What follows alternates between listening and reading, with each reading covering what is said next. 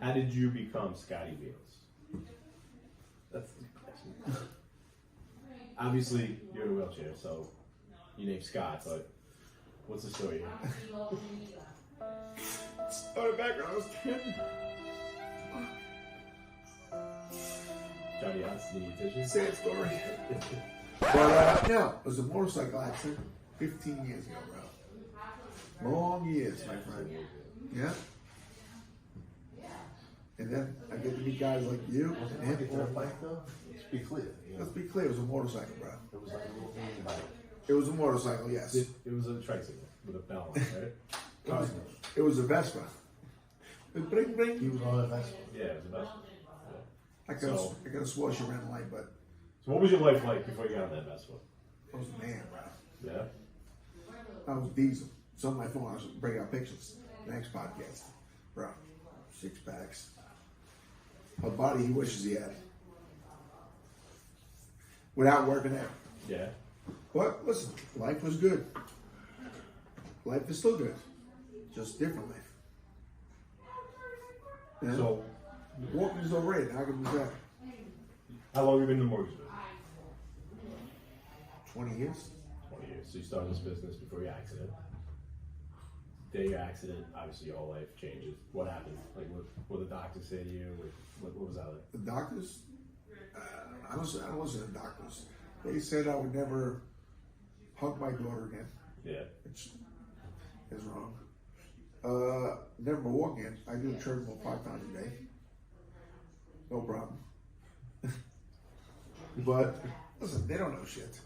You get hurt, they tell you the worst. Period. And it's true. They told Kathleen, they're like, oh, I'll never hug his daughter, this and that. I'm like, really?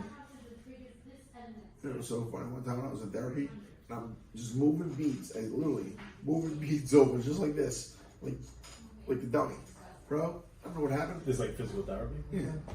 My therapist was eating popcorn. But, dude, I don't know, for some reason I started crying. Yo, the whole room was going, I'm like, what the hell are you crying for? You have a heart to walk? You made everybody cry. Dude, they're all, yo, morale, yo, every nurse, dude, forget about it. It's the funniest thing around. I was like trying to get a beat over and I couldn't get it. I'm like, man, forget this shit. Let's do the show on the floor. I'm like, that's it. That was a breaking point. Then, like, grow up, be a man. I was like, man, gotta grow up, be a man. So, how'd you overcome it and take your business to the level it's at? Because you're running a very successful mortgage business. You're a CFP. How do you get up every day? With a nurse. Yeah. Put my pants on one leg at a time, just like you. No different. If I was walking, it'd be the same thing. I'd probably be richer, but it'd be the same shit. Absolutely. You think you'd be nicer? No. Well, I'm definitely angry, but you know what? It is what it is. Yeah. That's it. I mean, I'm on the way up. You're on the way down. you take a lot of this abuse from day to day. Oh, please. So. Him? You can't abuse somebody that doesn't listen. It's like trying to go to war against a terrorist who's not afraid to die. And he's got that beard now too. Oh yeah. He's got to be a great Danny First told me to shave it. He said, you're a handsome man. Tell us when you started and how you did it. Tell us, start from the beginning. College, law school, start from the beginning. It's a journey. So I went to school for finance. I thought I wanted to manage money, do that whole thing. I graduated Albany 2008, December, right when the market crashed. The whole housing market crashed. I had some family in UBS. They were all leaving. They're like, look, if you want a job, you can come in, but nobody's staying here.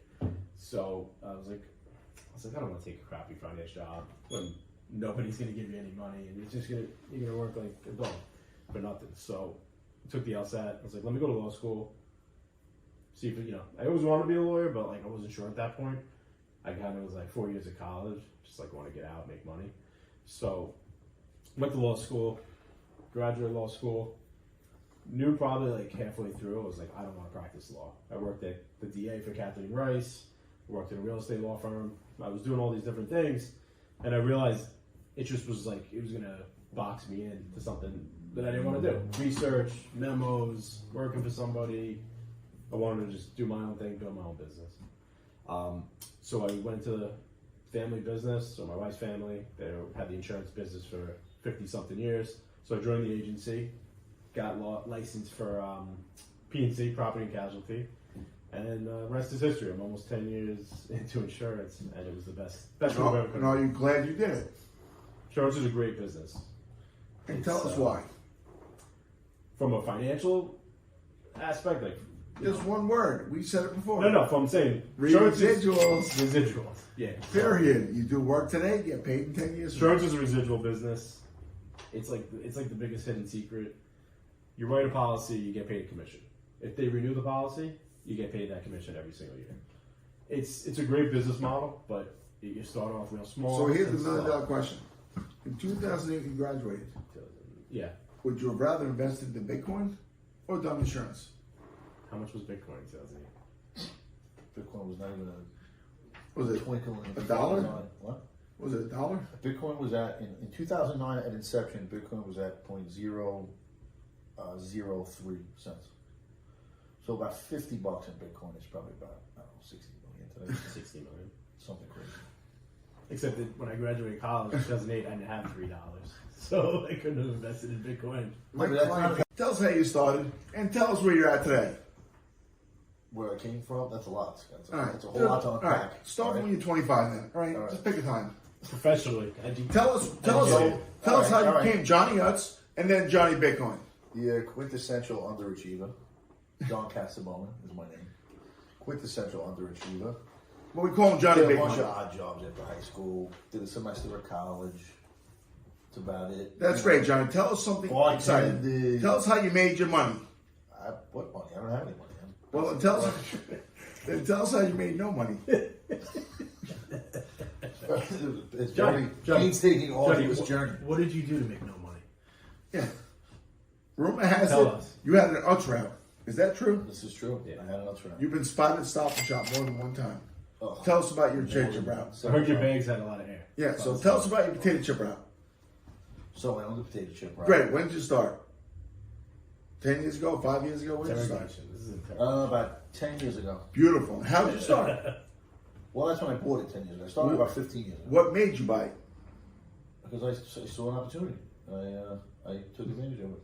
Okay, I do got what? a good deal on it. A good friend of mine Yeah. who I worked for years sold it to me for a good price. And? My grandmother loaned me the money. What does a route like that go for?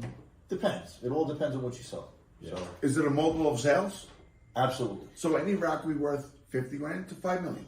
Absolutely. Perfect. And then you built it for 10 years. And you recently sold it, rumor has it. Correct. And you sold it. Yes, I did. And now what do you do? Now I work with you. Doing? Mortgages. All right, we'll get into that next. Yeah. And you took your profits and put it where? Some of them I put into cryptocurrency, Such as? Bitcoin, And? Ethereum. And? I believe I own a little Doji Good. coin. How's it working out for you? It's working out. Do you like cryptocurrency? Do I like